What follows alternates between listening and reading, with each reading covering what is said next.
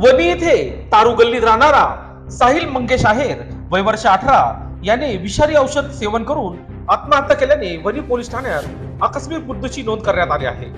दिनांक 19 फेब्रुवारी रोजी रात्री साहिल याने आपल्याला त्रास होत असून काहीतरी औषध घेतल्याचे सांगितले। लागलीच मित्रांनी व नातेवाईकांनी त्यास वनी ग्रामीण रुग्णालयात दाखल केले। रात्री त्यावर उपचार सुरू होते। दिनांक 20 फेब्रुवारी रोजी पहाटे साहिल यास अधिकचा त्रास होऊ लागला।